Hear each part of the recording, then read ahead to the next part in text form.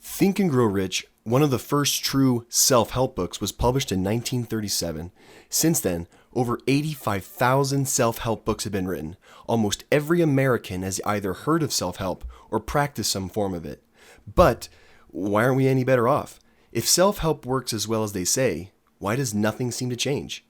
As we work to unravel this mystery, we first need to take a quick lesson in psychology. Seatbelts, everyone. Our first stop is a guy named Leon Festinger.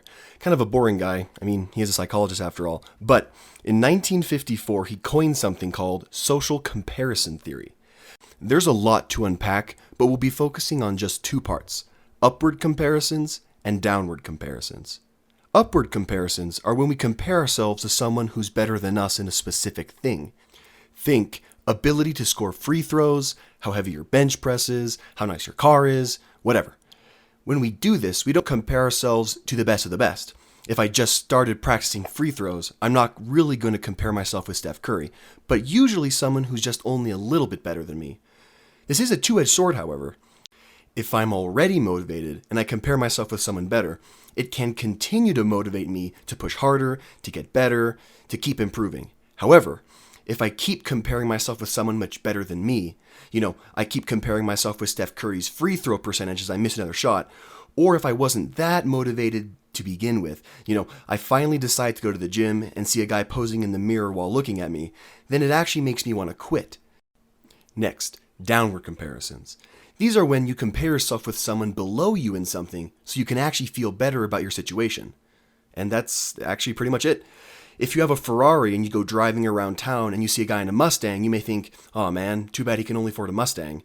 Or if you go to the gym and you see a guy smaller than you and you think, man, I look so big compared to him, you've just performed a downward social comparison. And this happens all the time, everywhere and with everything.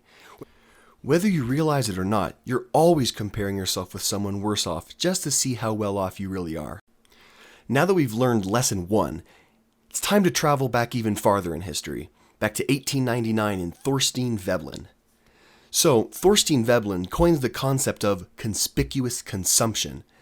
This is where someone buys something literally to show it off to other people. Look familiar?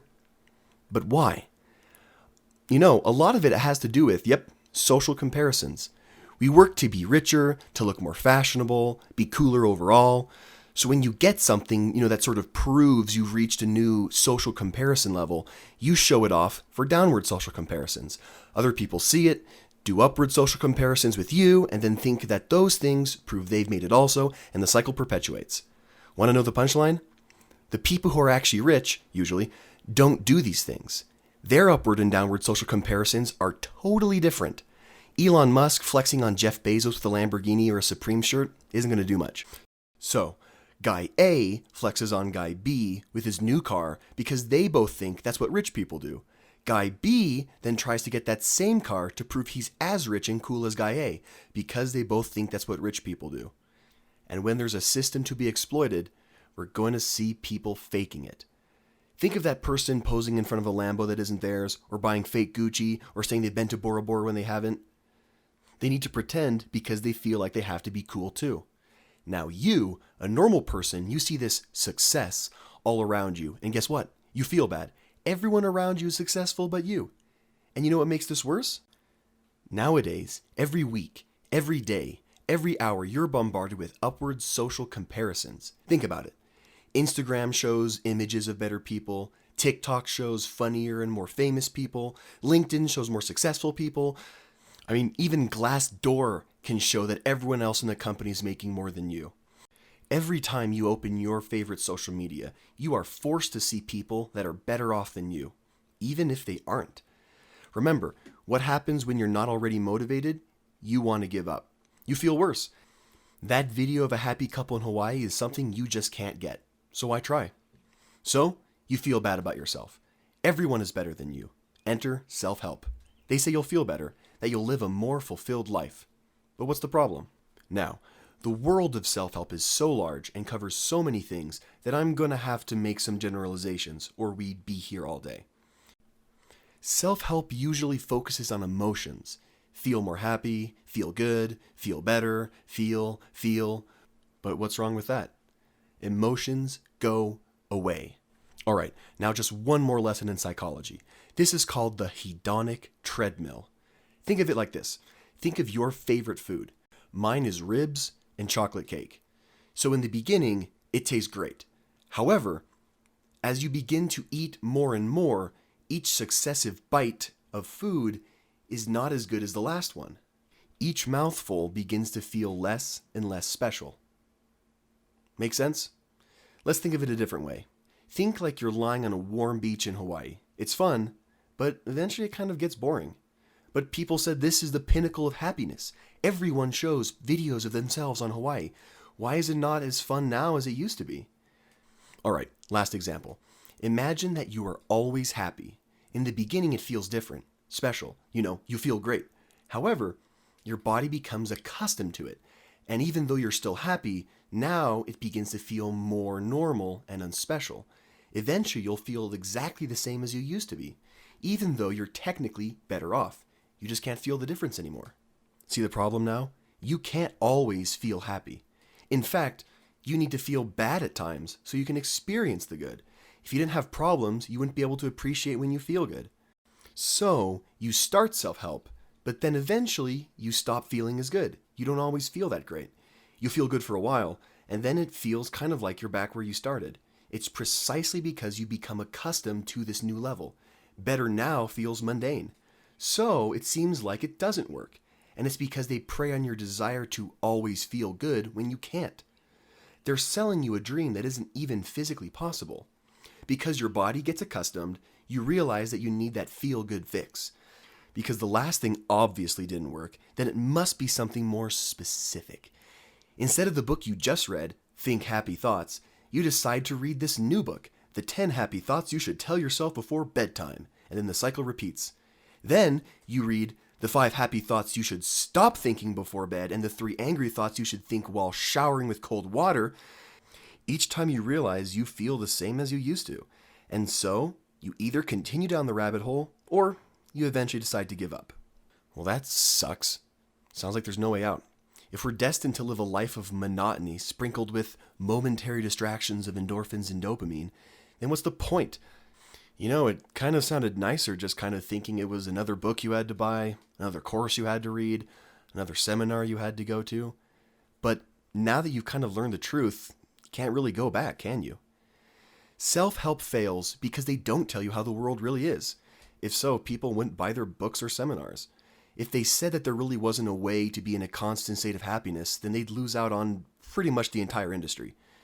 It's easier to say that the secret is in their new book than to say there is no secret. So, what can you actually do? Remember the nose game? The last person to touch their nose has to do the thing that no one else wanted to do? So, in high school once, I don't really remember what happened, but that doesn't matter. We played the nose game to do something, and a guy didn't touch his nose. He was supposed to do the thing, but he told us I wasn't playing. It made us so mad because he chose not to take part. It destroyed our entire semblance of order. I personally don't really travel. Every millennial thinks that traveling is the way to show that you're living life, that, you're special.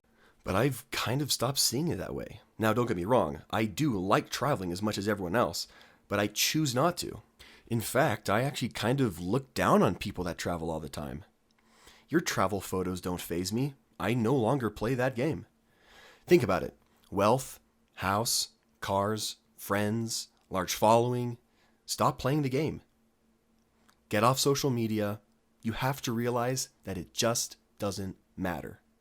One last quick little story. I used to ballroom dance in college. To be honest, I really got into it, tried to do my best, but one day I kind of realized that I was never going to win. What was this doing for me? Not much. I stopped playing the game. Dancing was no longer important. Winning no longer mattered. Trying to beat the other kids no longer mattered. They could waste their time trying to dance and practice. I could spend my time doing more important things. The key is not doing something because other people care, but because it's something that you want to do. What gives you a hit of dopamine? Do that, as long as it's legal, I guess. Who cares if no one ever knows? I made a YouTube channel. No one will probably see these videos, but I wanted to make something just to show that I could. Make memes and post them, even if no one ever sees them. Why do people need to know what you're doing? That's playing the game. The most important part here is not to care if people win. Someone's always going to be richer, stronger, cooler, more handsome than you. But you promised that it wasn't important. A bigger TikTok following? Now they just have more stress. A more expensive car? Now they just have to fill with premium gas.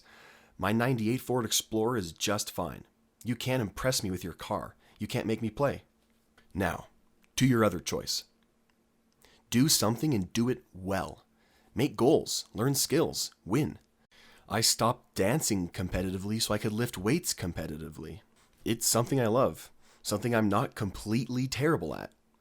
Self-help can't really help you here because only you can learn a skill. They can motivate you, but that's about it. Learn something. Get really good at something, and I mean become the best at it. Compete. Be the best in the world, the most knowledgeable in the world, whatever you decide. Remember, it all boils down to hard work and time. It's now on you. If you need help there, then maybe look at coaching. I have a lifting coach because I need one to get better. Now, life is what you make of it. Self-help can definitely give you a jump start, but you can't rely on it to live life. You need to feel the downs so you can relish the ups. If you're still waiting to feel good all the time, then at least stop holding your breath. Thanks for watching. If you like this, then subscribe.